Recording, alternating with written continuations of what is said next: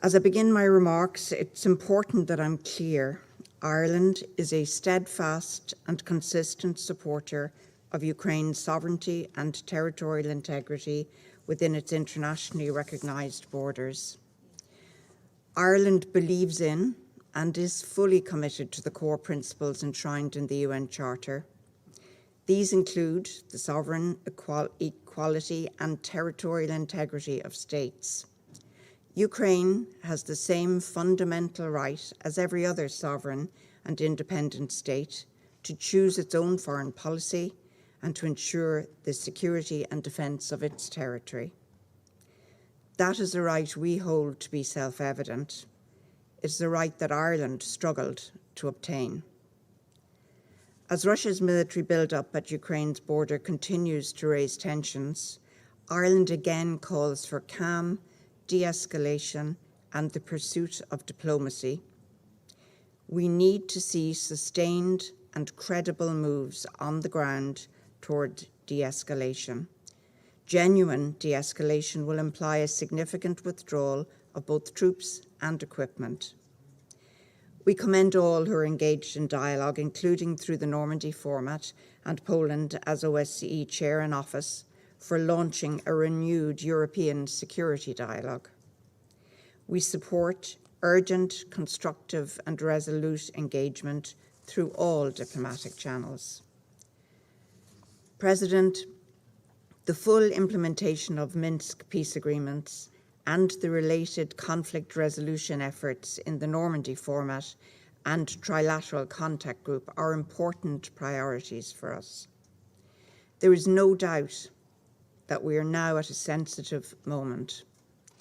Today, we call on all parties to act constructively within both formats.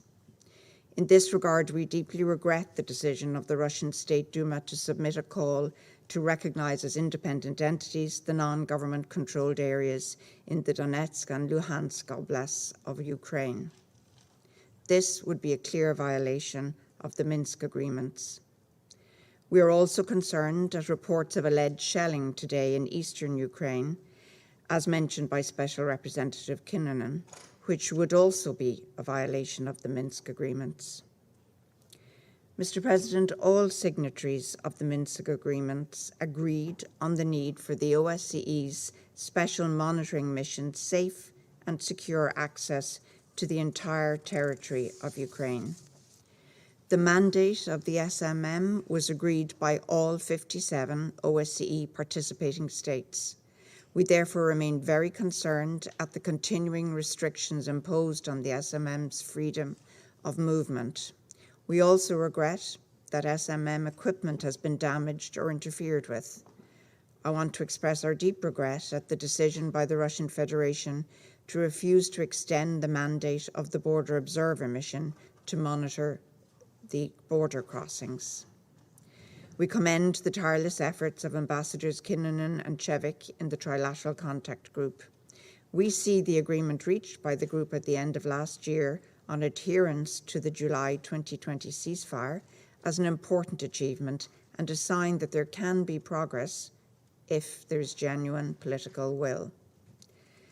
President, Eastern Ukraine has already endured 8 years of conflict, resulting in humanitarian disaster, serious human rights violations, and abuses as reported by the OHCHR.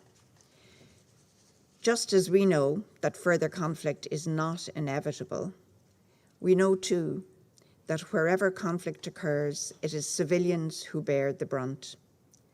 Ireland therefore sincerely calls on all sides to work peacefully toward an effective and sustainable political settlement of the conflict and to jumpstart that work today. Thank you, Mr. President. I thank for her statement the representative of Ireland, and I give the floor to the representative of India.